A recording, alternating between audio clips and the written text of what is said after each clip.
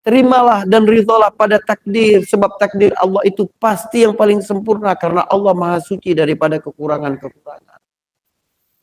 Setiap kali tasbih itu ingat, sesuatu yang tidak kita sukai, hal-hal yang tidak ideal terjadi dalam hidup kita, sudah ditentukan oleh Allah yang maha sempurna, maha suci daripada segala kesalahan-kesalahan dan keburukan. Mustahil Allah subhanahu wa ta'ala berbuat buruk kepada dirimu. Ketika subhanallah, nikmati momen setiap subhanallah itu. Alhamdulillah, berzikir kita, memuji Allah subhanahu wa ta'ala, mengembalikan segala sesuatu dari kebaikan Allah. Mengingat seluruh nikmat-nikmat yang sedang kita nikmati pada hari ini. Ini enggak ya fokus karena tadi dibentak suami sekali doang tuh. Itu pun salah kita. Ya emosi juga kadang, mungkin dia sedang capek atau apa gitu ya. Tapi kita lupa akan kebaikan-kebaikannya yang lain. Bahwa dia melarang kita itu juga karena sayangnya dengan kita, karena ingin melindungi kita, karena ingin memberikan yang terbaik untuk masa depan anak-anak kita. Itu syukur atas nikmat hari ini. Jadi hidup untuk menikmati momen saat ini. Yang ketiga, dalam Islam juga, stop membandingkan diri kita dengan orang lain. Ya. Itu yang merampas, yang membuat kita overthinking. Karena kita membanding-bandingkan kehidupan orang lain dengan kehidupan kita. Ada orang yang menikah umur 25, ada yang menikah umur 36, 39, 40. Ada orang yang baru memiliki anak setelah 10 tahun pernikahan.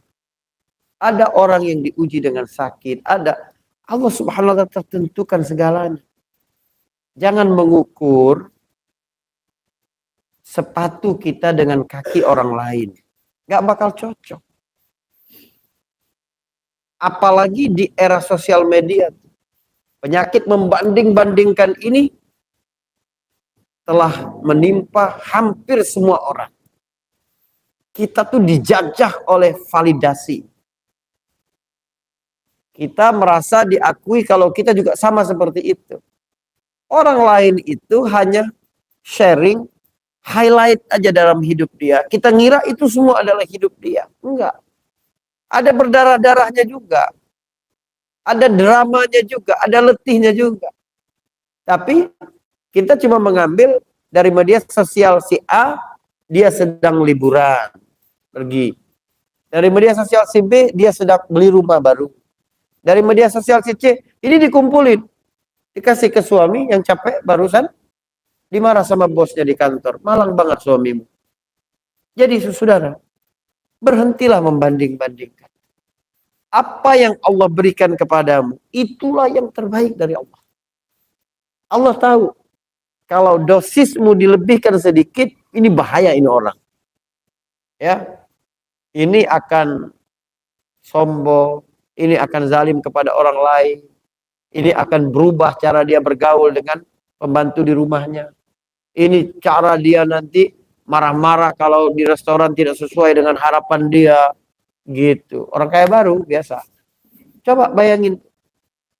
Orang nggak siap dengan hal itu. Maka Allah subhanahu wa ta'ala berikan bertahap. Sama seperti kalau kita install ulang komputer atau apa ya, gadget atau apa gitu. 0%, 100%. Jalan lambat banget di 40. Dipencet-pencet yang 100 nih biar 100. Nggak bisa. Dia masih 40. Ya, masih 45 gitu. Jadi jangan membanding-bandingkan kehidupan kita dengan orang lain.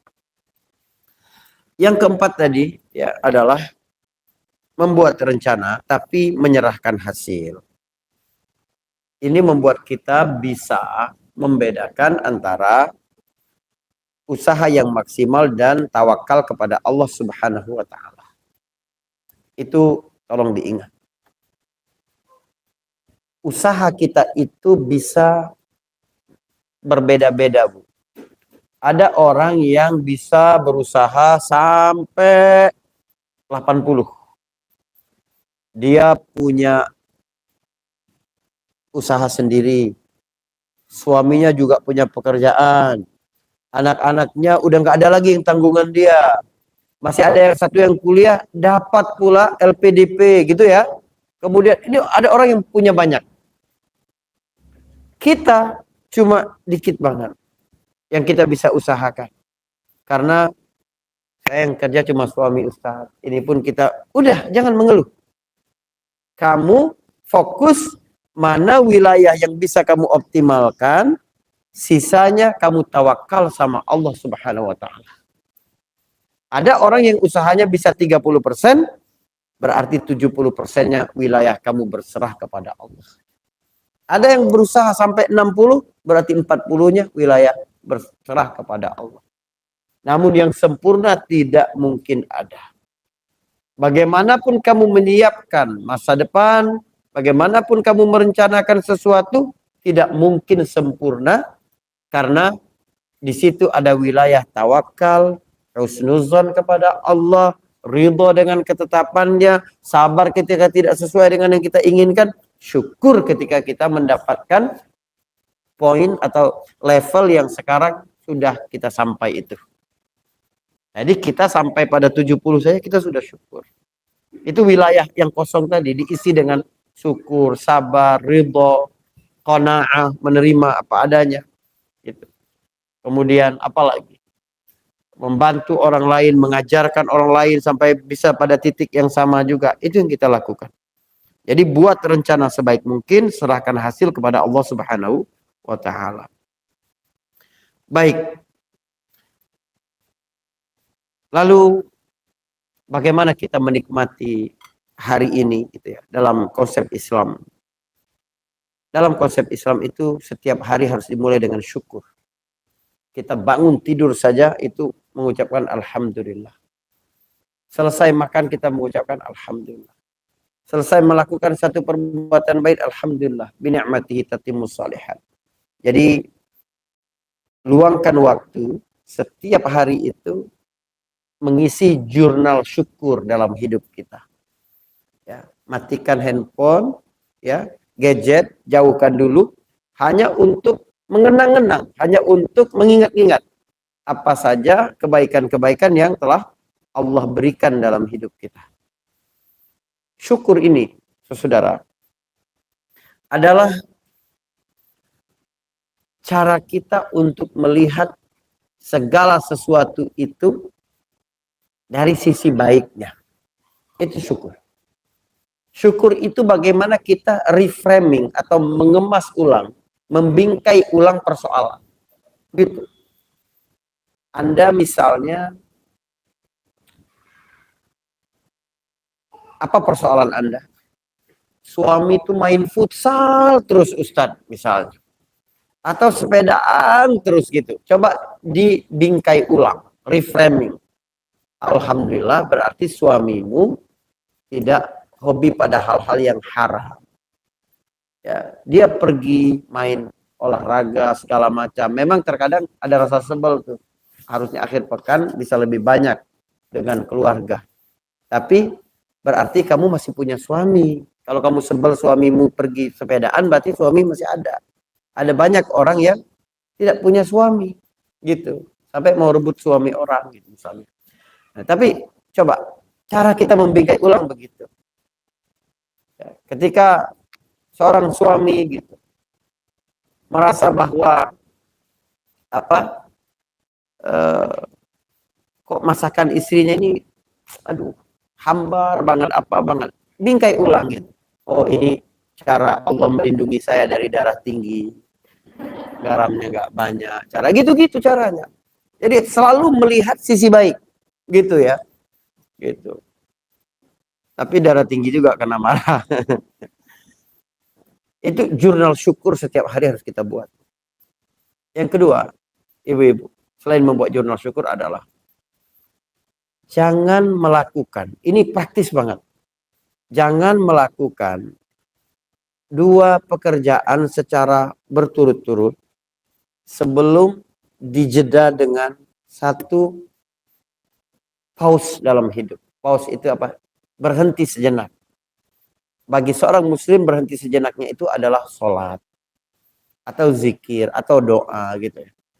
Jadi kalau sekiranya Anda memiliki dua pekerjaan yang sama-sama butuh berlari, butuh kecepatan gitu misalnya. Ini harus selesai ini deadline-nya segini nih. Begitu Anda selesai, jangan langsung lanjut ke pekerjaan berikutnya, tapi sholat dulu. Pas duha, sholat duha dulu. Atau pas zuhur, sholat zuhur dulu. Semakin kamu merasa hidupmu dikejar-kejar oleh target, semakin kamu memerlukan jeda lebih lama. Jadi kalau kamu merasa bahwa kayaknya kredit banget nih, banyak sekali, menumpuk sekali ya pekerjaan-pekerjaan dan tugas, berarti kamu yang biasanya sholat itu cuma 10 menit, coba buat 20 menit. Berdirilah lebih lama, rukuklah lebih lama, sujudlah lebih lama. Duduk di antara dua sujud lebih lama. Gitu. Itu sulit banget tuh pertama-tama.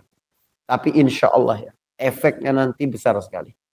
Bahwa hidup ini tidak bisa kita terus berlari, tapi kita juga perlu pause, perlu wukuf, perlu i'tikaf hati kita itu pada hal-hal yang membuat kita menjadi lebih tenang dalam kehidupan ini. Mungkin ini yang bisa saya sampaikan ya sebagai pengantar diskusi kita pada pagi hari ini. Barakallahu fikum.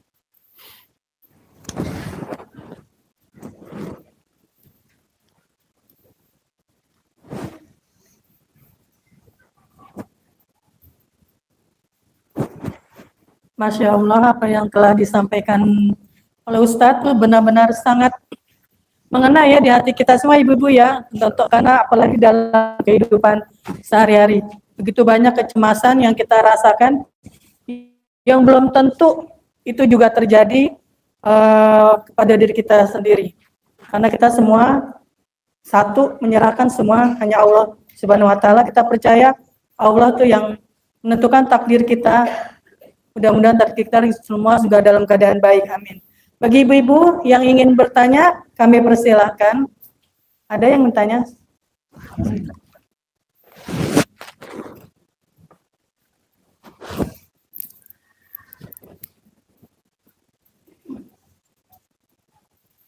Assalamualaikum. Waalaikumsalam.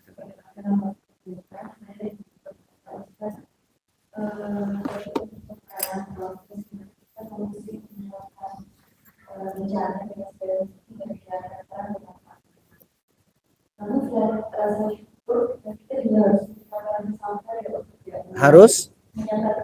Oke, baik.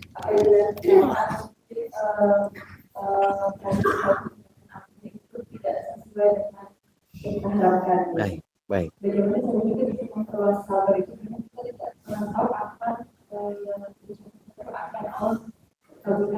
Baik. Baik, bagus sekali ya. Saya coba jawab lebih umum, biar teman-teman dapat menjadikan ini template, bisa dipasang di setiap kehidupan. Ada dua persoalan penting dari pertanyaan ini. Yang pertama tentang proses, yang kedua tentang peran. Baik, mau bahas proses dulu atau peran dulu?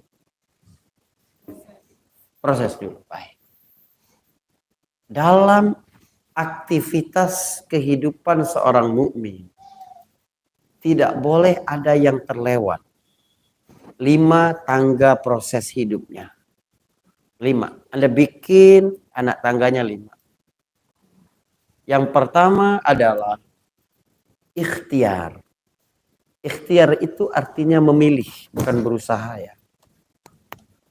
An-Nabiyul Mukhtar artinya nabi pilihan. Bahasa Arab ikhtiar itu sebenarnya usaha. Memilih. Di atasnya setelah memilih baru usaha atau al-kasbu, kasab. Ka sin ba. Ya, kasab. Laha ma kasabat wa 'alaiha maktasabat. Itu. Bagi setiap jiwa apa yang dia usahakan. Kasab itu baru usaha. Yang ketiga baru raja. Raja itu artinya optimis.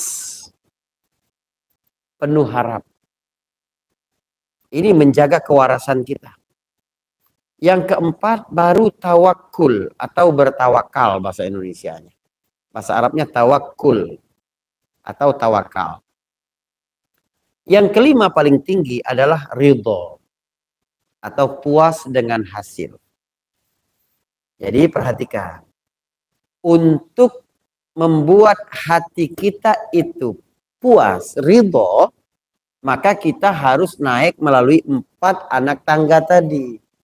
Kita itu nggak sabar, nggak ridho, nggak syukur karena kita tidak melewati itu dengan benar.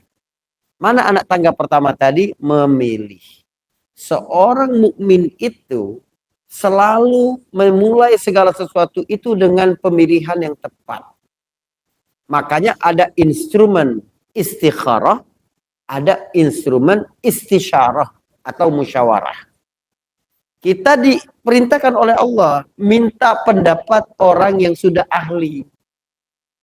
Kita diperintahkan oleh Allah untuk sholat istikharah ketika ragu. Supaya apa? Supaya nggak salah dalam memilih. Jomblo misalnya, mau nikah. Jangan asal ada orang melamar langsung terima, gas gitu. Nggak bisa. Harus melalui fase memilih dulu. Kalau nggak nanti menderita tuh. Ya, seorang laki-laki, anak Anda nanti laki-laki, ya, jangan asal ada perempuan mau, udah minta dinikahin. Jangan. Suruh dia pilih dulu. Gimana agamanya, gimana akhlaknya. Anak perempuan juga begitu. Kalau mau tahu Anda jadi ibu yang baik atau suami Anda adalah suami yang baik bagi anak-anak, maka tanya mereka, pengen nanti istrinya seperti siapa? Tanya ke anak laki-laki Anda. Abang besok pengen istrinya seperti siapa? Kalau dia bilang seperti mama, oh berarti Anda sukses tuh. Tapi kalau dia bilang, mau nggak seperti enggak, nanti marah-marah terus. Ya, itu berarti. Ya, jadi fase memilih. Seorang pebisnis misalnya, dia memilih dulu, harus memilih dong, memilih tempat yang strategik, memilih jenis usaha yang paling ya saat ini sedang dibutuhkan, memilih partner yang terbaik, kan harus begitu, memilih dulu, harus memilih, ini harus benar-benar nih. Kenapa sampai dalam Islam itu boleh memata-matai calon istri, mengintip dalam tanda petik calon istri. Cari tahu tentang aib-aib dia. Kenapa? Supaya kita nggak salah memilih. Setelah memilihnya itu maksimal, baru kita melangkah ke fase kedua, berusaha. Dilamar, dekatin orang tuanya, kan gitu. Ya, bawa hadiah yang lebih ya menyenangkan dia, gitu. Atau kalau petani dia memilih bibit yang paling baik. Milih tanah yang subur, milih sistem pengairan yang paling efektif, baru berusaha ditanam. Tapi kalau nggak milih, udah yang penting kita disuruh Allah berusaha, tapi tanahnya bukan tanah yang baik. Udahlah yang penting Nabi suruh menikah, nggak memilih. Ya, apa yang terjadi? Tanaman tidak tumbuh, keluarga tidak rukun. Salah di mana? Salah di memilih. Jadi memilih harus maksimal, baru berusaha. Setelah kita berusaha, baru kita penuh optimis. Ya, yang membuat usaha itu konsisten kalau kita optimis. Ada orang udah berusaha tuh, gimana mau menikah segera, mau menjalin keluarga, tapi baca berita-berita tentang perceraian, tentang perselingkuhan, tentang aduh nanti gagal, nanti apa? Tidak optimis ya. Optimisnya harus dijaga terus. Seorang murid memilih mana teman yang baik, mana yang catatannya paling rapi, mana tempat fotokopi yang paling murah tapi terang, kan gitu. Baru kemudian dia usaha, pinjemin catatan temannya itu, pergi ke tempat fotokopi, ajak diskusi teman yang enak, diajak diskusi, berusaha. Sampai ketika ujian dia harus selalu optimis. Orang bilang nih dosennya sulit banget, pelit banget ngasih nilai. Enggak lah, kalau kita bisa caranya kita optimis. Itu membuat kita bisa sukses. Setelah itu baru tawakal kepada Allah, serahkan kepada Allah. Setelah 3 ini baru bisa tawakal. Ya. Jadi setelah memilih bibit yang terbaik, setelah menanam, setelah optimis, insya Allah 6 bulan lagi bakal panen. Yang lainnya kita nggak bisa lagi. Udah serahkan sama Allah. Setelah minjam catatan, motokopi, belajar, ya, Kemudian optimis, bisa jawab. Begitu lembar jawaban selesai, kita kasih ke meja pengawas, udah nggak ada lagi ruang kita di situ. Selebihnya tawakal sama Allah. Tapi milih teman yang baik tidak. Ya, catatan juga tidak rapi. Tidak belajar pula. Ya, pas ujian tawakal sama Allah. Selesai udah. Gak bisa. Jadi proses ini harus jalani dengan benar. Insya Allah kita akan ridho dengan hasil. Kalau sekiranya tidak sesuai dengan yang kita inginkan, kita dapat pahala akan semua step-step tadi. Berarti Allah inginkan yang terbaik bagi kita. Karena kita selalu optimis. Balik lagi tuh. Kadang gagal itu harus baliknya cuma satu step. Mungkin tawakal kita yang kurang selama ini. Artinya kita merasa bahwa aku sudah menguasai ini. Aku sudah punya banyak jaringan-jaringannya. Kalau urusan ini nanti bakal beres karena pejabat-pejabat di sini adalah keluargaku. Anda terlalu yakin sehingga tidak tawakal sama Allah. Allah tegur kita di hasil. Berarti kamu harus mundur selangkah. Perbaiki tawakalmu. Kadang karena kamu usaha sudah pas. Pilihan-pilihanmu juga sudah bagus. Tapi kamu kurang optimis. Bersangka buruk sama Allah. Terlalu overthinking. Balik ke sini. Kadang memang harus balik ke awal. Karena dari memilihnya kita salah. Kan gitu. Ya. Kenapa lihat saya begitu? Ustadz terlambat ngomongnya setelah saya milih suami seperti sekarang. Gitu. Syukur, syukur. Ya sama suami. Nah, ini proses tadi. Ingat itu proses. Yang kedua tentang peran. Dalam hidup ini, Ibu, kita ini selalu memikul banyak peran. Kalau kita pikirin bisa stres kita. Kita sebagai ibu punya tanggung jawab. Peran sebagai anak juga tanggung jawab. Akhirnya bilang, duh kita nih generasi sandwich banget. Ditekan di atas, ditekan dari bawah. Stres kita. Sebagai istri kita punya peran. Di majelis taklim nanti punya peran. Sebagai wali siswa juga punya peran. Sebagai anggota RT sekian juga punya peran. Sebagai stres kita. Bagaimana cara kita melihat itu? Anda mesti sadar ada satu peran besar dalam hidup Anda. Supaya peran-peran ini terasa ringan. Apa peran utama kita hidup di dunia? Hamba Allah. Itu peran kita. Jadi ketika kita menjalankan peran sebagai ibu, harus menguatkan peran kita sebagai hamba Allah. Lakukan dengan senang hati, karena ini bakal dapat pahala dari Allah. Aku ini hamba Allah. Allah yang beri aku amanah jadi seorang ibu. Jadi berat dalam mendidik anak tadi, rasa ringan karena aku hamba Allah. Allah pasti tolong aku. Aku mendidiknya ini menjalankan perintah Allah. Mustahil aku menjaga perintah Allah, Allah tidak menjaga keluarga. Ketika menjadi istri juga begitu. Anda menjalankan peran sebagai istri itu, dan frame besarnya tetap peran sebagai hamba Allah. Jadi taat kepada suami itu karena perintah Allah, bukan karena uang belanja suami. Kalau kita lupa itu, uang belanja kurang ngasih gula di kopinya. Jangan. Gitu ya. Jadi memang kita menjalankan peran sebagai hamba Allah. Allah perintahkan kita taati suami. Kita berbakti kepada kedua orang tua sebagai anak. Karena kita menjalankan peran sebagai hamba Allah. Allah perintahkan kita berbuat baik. Bukan kemudian Allah. Ibuku dulu menelantarkan aku, bapakku begitu. Ini bukan tentang jual beli ya. Anda harus menerima sesuai dengan apa yang Anda memberi dulu. Enggak begitu. Jangan selalu berada dalam ruang transaksional. Baik sama orang kalau orang baik sama kita. Menyambung silaturahim kalau enggak. Kita menjalankan peran sebagai saudara. Allah perintahkan kita untuk nyambung silaturahim. Mau dia baik atau tidak urusan dia. Mau teman tersinggung atau tidak, kita sudah memilihkan bahasa yang baik untuk amar ma'ruf. Karena peran kita sebagai hamba Allah. Sebelum aku menjadi temanmu, aku adalah hamba Allah.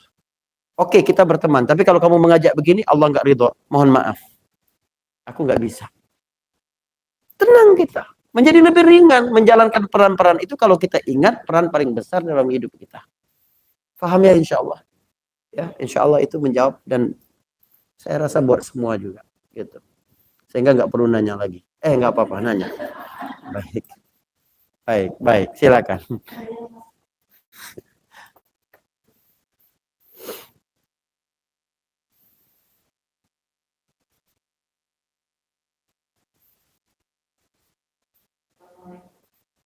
Waalaikumsalam warahmatullahi wabarakatuh.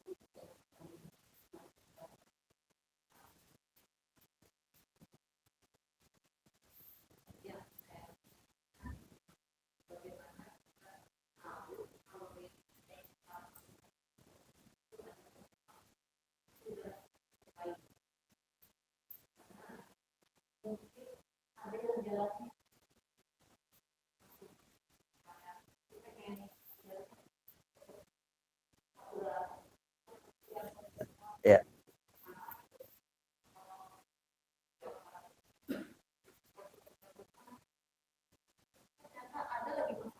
betul. Betul, betul.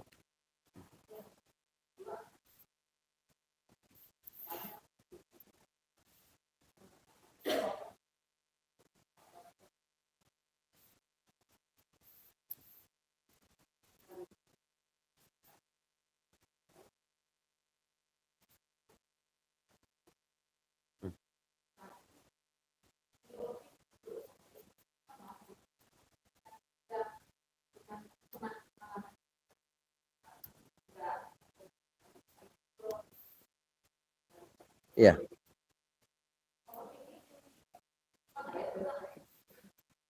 baik.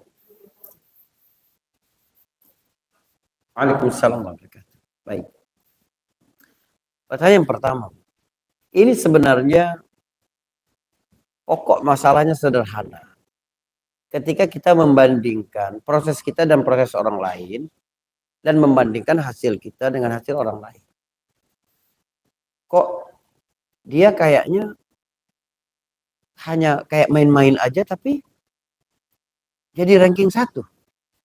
Saya kok berdarah-darah gitu ya. Belajar terus tapi nilainya biasa-biasa saja.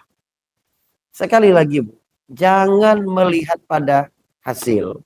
Itu membuat kita stres. Kita niatkan saja belajar itu untuk ibadah. Kalau dia memang sangat cerdas, maka dia tidak belajar, dia ranking 1, dia tuh tetap berdosa, Bu. Karena dia diberikan keunggulan dengan kecerdasannya itu, tapi dia tidak menggunakannya dengan baik. Coba kalau dia belajar, levelnya itu jauh di atas itu gitu. Begitu juga ketika orang memiliki satu keterampilan, gitu ya. Dengan keterampilan itu dia bisa jual jadi produk, tapi begitu selesai satu produk, udahlah, udah bisa makan nih buat sebulan, dia nggak berusaha lagi. Dia dosa tuh, Bu. Harusnya dia banyak lagi, sehingga memberi manfaat lebih banyak lagi. Kita memiliki kemampuan yang terbatas itu, tapi kita mendulang pahala lebih banyak. Karena terkadang, ya, kalau kita, bukan terkadang, kalau kita niatkan usaha kita itu sebagai ibadah, maka ibadah juga diukur seberapa kita dalam memperjuangkannya. Kata Nabi kepada Aisyah radhiyallahu anha, ajruki ala qadri nasabiki wa nafaqatik. Ketika haji, Aisyah itu sedih karena nggak bisa langsung tawaf. Tapi dia harus keluar karena dia haid. Tapi dia harus menunggu, terus keluar lagi ke miqat, baru balik lagi, orang lain udah selesai. Dia ngeluh ke Nabi, kata Nabi, pahalamu sebanyak kesusahan yang kamu emban, dan sebanyak belanja yang kamu keluarkan. Jadi kadang effort lebih itu memang cara Allah membuat kita dapat pahala lebih banyak. Makanya ukurannya jangan dunia terus. Kita ngelihat, oh kayaknya begitu-begitu aja tapi bisa punya tuyul ya, nggak usah, Bu. Yang penting sekarang ibu berusaha itu, ibu dapat pahala. Maka itu gunanya kita beriman kepada yang gaib tadi, kepada akhirat tadi. Ini yang pertama. Yang kedua, ada rasa ya ketika kita ini nanti akan terjadi lagi gitu kan. Dia minjam ke saya, nanti bilangnya mau mengembalikan tapi nggak dikembalikan gitu. Apakah itu dosa? Ada overthinking gitu. Itu bukan overthinking. Jadi ini nasihat sederhana sekali buat semua. Jadilah orang baik, tapi jangan jadi orang bodoh. Itu aja udah. Bentuk kita menolong orang lain itu bukan selalu dengan uang. Bukan selalu mengabulkan apa yang dia pinta. Kadang dia minjam kepada kita untuk gaya hidup tuh. Sebenarnya yang dia butuhkan bukan uangnya, tapi nasihat dari kita. Kita bilang, mohon maaf Bu, saya nggak bisa bantu. Bukan nggak punya uang, saya nggak bisa bantu. Apalagi untuk begini, kami mikir banget Bu, kalau begini. Nggak apa-apa, tapi dengan bahasa yang sopan. Anda memberi nasihat kepadanya bisa lebih besar pahalanya daripada Anda memberi pinjaman uang untuk hal yang sebenarnya tidak esensial, tidak kebutuhan mendesak, tidak prioritas dalam hidup dia. Apalagi keluarga, kita punya tanggung jawab tuh. Membantu bukan hanya dalam bentuk itu. Ada lagi orang dikasih bantuan, akhirnya menyandarkan hidup kepada kita. Berdosa dia. Merusak tauhid dia kita. Maka kadang-kadang memang harus kita tolak. Makanya berbuat baik juga kadang Anda harus tidak rutinkan. Supaya orang tidak merasa bahwa itu kewajiban kita. Gitu. Ada penjaga dekat rumah kita, tiap Jumat kita kasih. Sekali waktu kita memang lagi nggak ada uang, nggak kasih. Kayaknya beda gitu, bukain pagarnya beda, apanya beda gitu kan misalnya. Dia merasa kewajiban kita, padahal bukan kewajiban. Cuma selama ini kita rutinkan saja itu. Gitu loh. Jadi memang kadang-kadang memang udah nggak usah dikasih. Kasih ke orang lain, bukan Anda tidak berinfak. Tapi kasih ke orang lain. Supaya orang tidak mengandalkan kita tadi. Itu kira-kira. Jadilah orang baik, tapi jangan jadi orang bodoh. Barakallah. Silakan.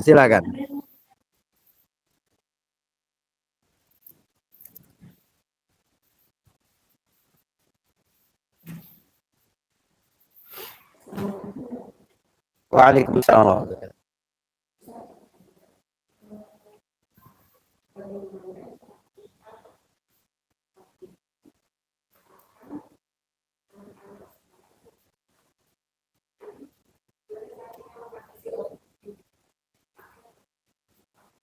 Waduh, gimana overthinking anak-anaknya?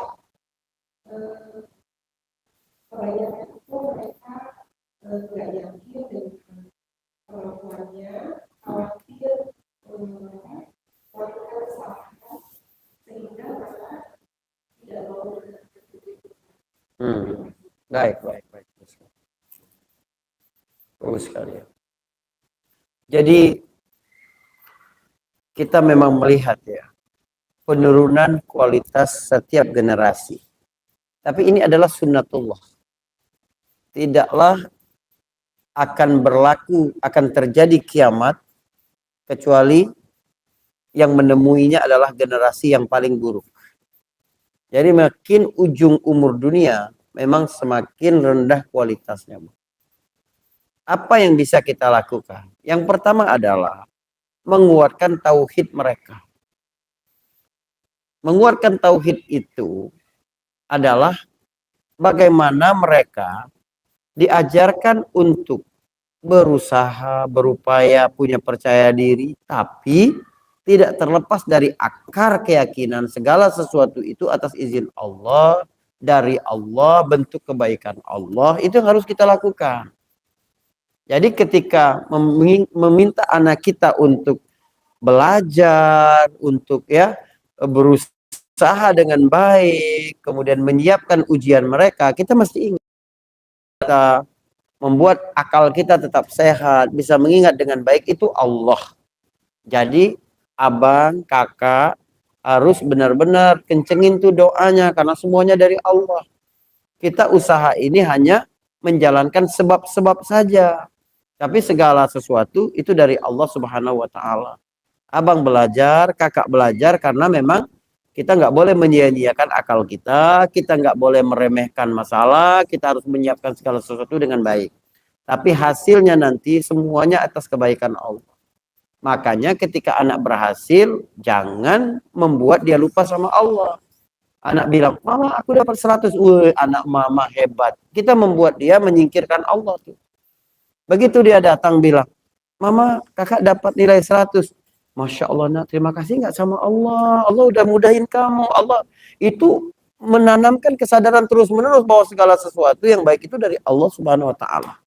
Itu akan mengurangi rasa kekhawatiran mereka kepada masa depan untuk menghadapi yang berikut-berikut di hari-hari berikutnya.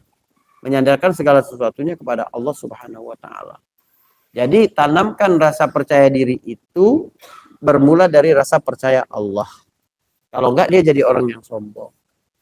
Ini yang pertama ya, mengatasi itu. Yang kedua adalah sebenarnya ini adalah fenomena generasi lemah yang disebutkan oleh Al-Qur'an.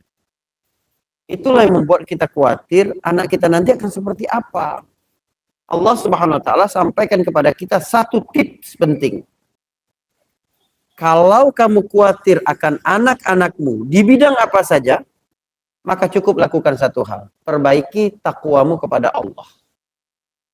Jadi kita berusaha untuk mengontrol terus kegiatan anak kita, pikiran anak kita. Nggak bisa.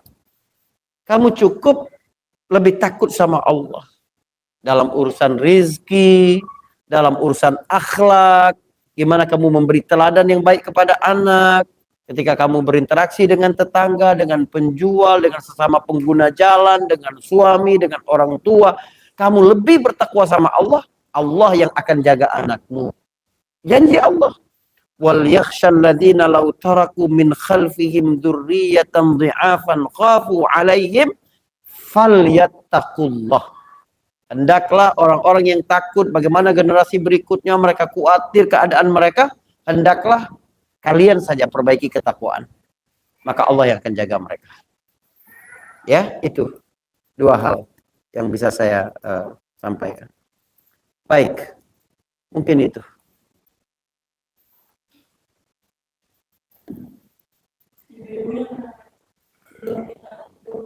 Kajian ada sedikit informasi dari kami majelis taklim Muhammadiyah. Tadi pada saat ibu dan kasih kalian sedekah. Kalian sedekah itu pada kita sebut dari ibu-ibu semua dan kami ikuti melalui ibu-ibu. Nanti pada pekan atau terakhir tiap bulannya bisa dibawa kembali ke kami. Juga kami minta untuk kegiatan majelis taklim Muhammadiyah khususnya di bidang sosial untuk support terjadi dan kasus di kegiatan majelis taklim Muhammadiyah. Terima kasih banyak. Dan ini pada Ustaz Garis kami mohon memimpin doa sebelum kegiatan. Baik. Mari berdoa kepada Allah dengan hati penuh keyakinan. Ud'ullah wa antum muqinuna bil ijabah. Memintalah kepada Allah dengan hati yang penuh keyakinan bahwa Allah mengijabah. Bismillahirrahmanirrahim. Alhamdulillahirabbil alamin. Allahumma shalli ala Muhammad wa ala ali Muhammad. Ya Rabbana lakal hamdu kama yanbaghi li jalali wajhika wa 'azimi sultanik. Allahumma inna nas'aluka bi anna nashhadu annaka antallah la ilaha illa antal ahadus samad alladzi lam yalid wa lam yulad wa lam yakul lahu kufuwan ahad. أن تجعلنا من الذين يستمعون القول فيتبعون أحسنه. اللهم إنا نسألك الهدى والتقى والعفاف والغنى ونسألك مكارم الأخلاق لنا ولأزواجنا ولذرياتنا أجمعين يا أرحم الراحمين. اللهم اغفر لنا ولوالدينا وارحمهم كما ربونا صغارا ولجميع المسلمين والمسلمات والمؤمنين والمؤمنات الأحياء منهم والأموات إنك سميع قريب مجيب الدعوات. ربنا هب لنا من أزواجنا وذرياتنا قرة أعين واجعلنا للمتقين إماما. ربنا لا تزغ قلوبنا بعد إذ هديتنا وهب لنا من لدنك رحمة إنك أنت الوهاب. اللهم انصر إخواننا المسلمين المستضعفين في غزة. اللهم انصرهم على أعدائهم. اللهم إنهم جياع فأشبعهم. اللهم إنهم جياع فأشبعهم. اللهم إنهم جياع فأشبعهم واشف مرضاهم وارحم موتاهم وتقبل شهداءهم. اللهم انصرهم على أعدائهم أعداءك أعداء الدين. اللهم دمرهم تدميرا وشتت شملهم وأرنا فيهم عجائب قدرتك يا جبار يا قهار يا ذا الجلال والإكرام. ربنا آتنا في الدنيا حسنة وفي الآخرة حسنة وقنا عذاب النار. وصلى الله على محمد وعلى آله وصحبه وسلم والحمد لله رب العالمين. Wassalamualaikum warahmatullahi wabarakatuh. Waalaikumsalam. Alhamdulillahirrabbilalamin. Kajian pada hari ini telah selesai. Jazakumullah khair kepada ibu-ibu yang telah berkenan hadir pada pagi hari ini. Semoga setiap langkah ibu-ibu ke majelis ilmu ini selalu mendapatkan rahmat dan berkah dari Allah Subhanahu wa taala. Amin. Kepada Ustaz Faris Beki, jazakallahu khair